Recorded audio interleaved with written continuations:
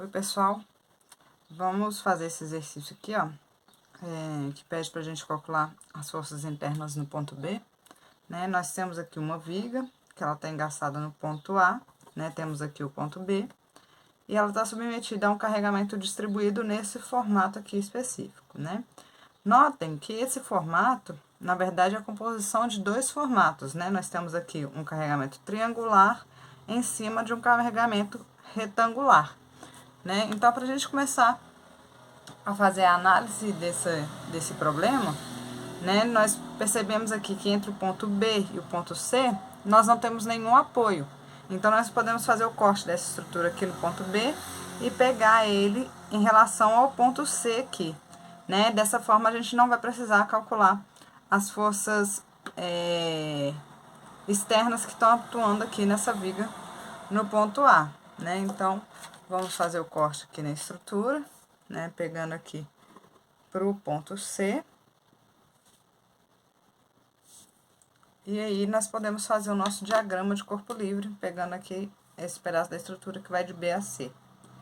Né? Então, vamos fazer aqui o diagrama. Lembrando sempre que fazer um bom diagrama de corpo livre vai ajudar a gente na resolução do exercício, sem a gente deixar que nenhuma força entre na parte de cálculo, né? Então, nós vamos ter algo aqui mais ou menos desse tipo. Nós vamos ter esse pedaço da viga, que vem de B a C, e que tem 5 metros.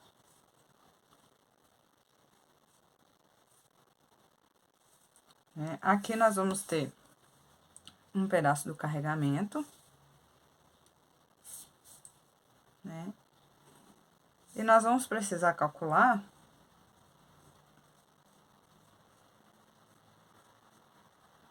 nessa altura aqui continua sendo 5 kN, mas nós vamos precisar calcular uma nova altura aqui, x, né? Então, por semelhanças de triângulo, nós sabemos que esse triângulo aqui, né, ele vai ter uma altura 10 menos 5, 15 menos 5, então 10 quilonewtons. Isso distribuído em 6 metros, né? Então, em 5 metros, qual vai ser a força que nós teremos, né? Então, é só fazer uma regra de 3 simples, né? Então, 6x é igual a 10 vezes 5. X é igual a 10 vezes 5 dividido por 6, né? Vamos ver quanto que isso vai dar. 10 vezes 5 dividido por 6, 8,33 quilonewtons. Então, essa força aqui em cima vai ser 8,33 quilonewtons, certo? Então, agora nós precisamos, né, fazer com que esse carregamento distribuído seja transformado em um carregamento localizado, né? Então, vamos fazer um outro diagrama aqui, que vai ser da seguinte forma. Nós vamos traçar essa reta, aqui é o ponto B, aqui é o ponto C. Essa distância aqui, 5 metros. Né? E nós vamos ter, então, duas forças localizadas, né? Uma relativa ao carregamento distribuído de formato triangular e uma relativa ao carregamento distribuído de formato retangular, né? E como que nós vamos fazer isso? Né? Para o formato triangular, o valor dessa força vai ser a sua área. Então, base vezes a altura sobre 2. A nossa base aqui tem 5 metros. A altura vai ser 8,33 menos 5 quilonewtons, né? Que é 1 metro. Então, 8,33 menos 5. Isso tudo dividido por 2, né? Então, nós vamos ter 8,33 menos 5 vezes 5 dividido por 2. Nós vamos ter aqui, então, uma força que vai ser de 8,32 quilonewtons. Esse vai ser o valor dessa força localizada aqui, referente ao carregamento triangular, né? Uma equivalência desse carregamento. Vou até colocar aqui de outra cor, né? E onde vai ser o ponto de aplicação dessa força?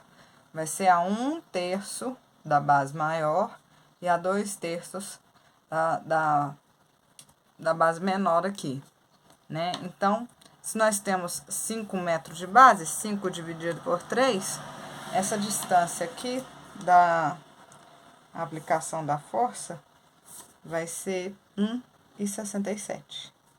Vai ser 1/3 dessa distância toda, 1,67 metros.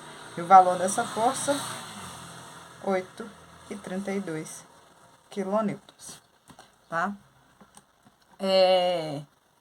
Agora, nós precisamos calcular aqui o valor dessa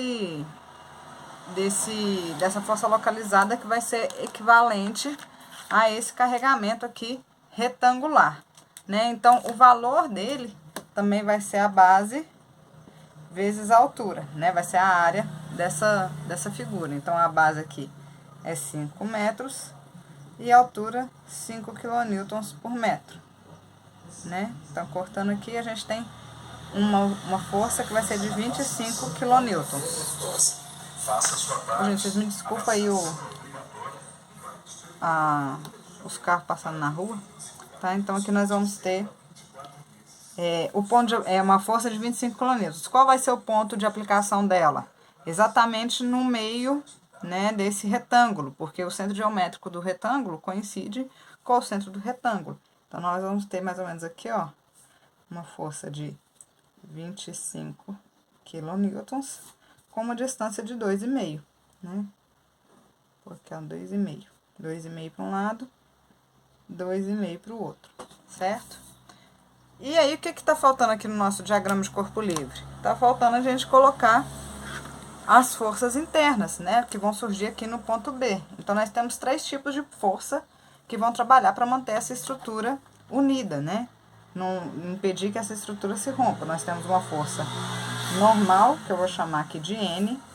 Temos uma força de cisalhamento, que eu vou chamar de V.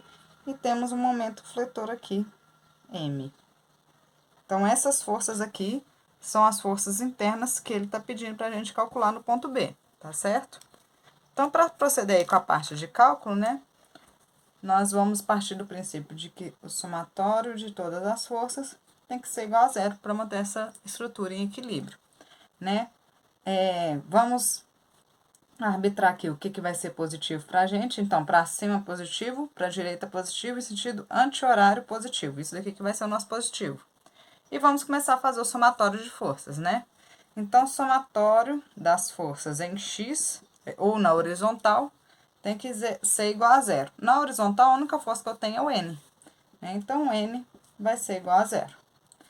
Tá? Somatório das forças em Y tem que ser igual a 0, ou nas forças na vertical, né? Na vertical, o que eu tenho? Para cima, aqui eu tenho V, então positivo.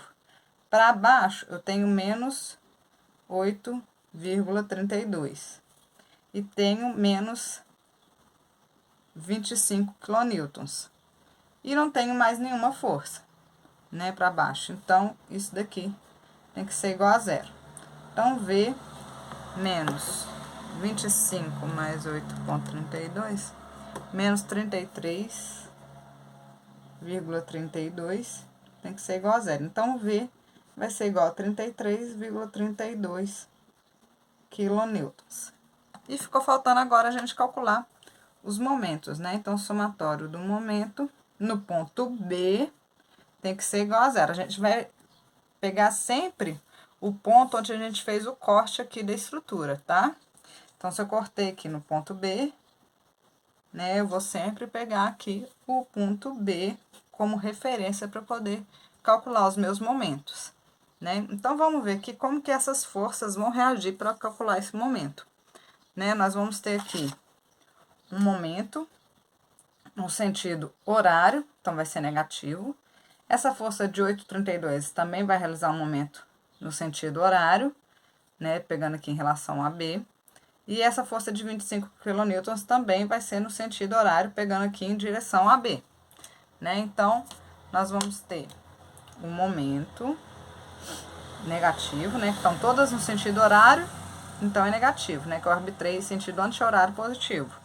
Então, menos 8,32, com qual distância que ele tá do ponto B? Né? Agindo com a distância de 1,67. 1,67. E menos, né? Deixa eu pôr aqui em parênteses. Menos 25, com qual distância aqui do ponto B? 2,5, né? Você tem 2,5 para cá, tem 2,5 para cá também.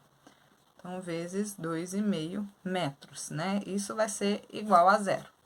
Então, fazendo essas contas aí, nós vamos ter 8,32 vezes 1,67, 13,89.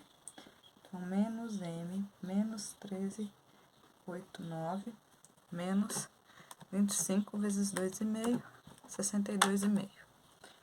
62,5 é igual a 0. Então, menos M, menos 62,5, mais 13,89, 76,39.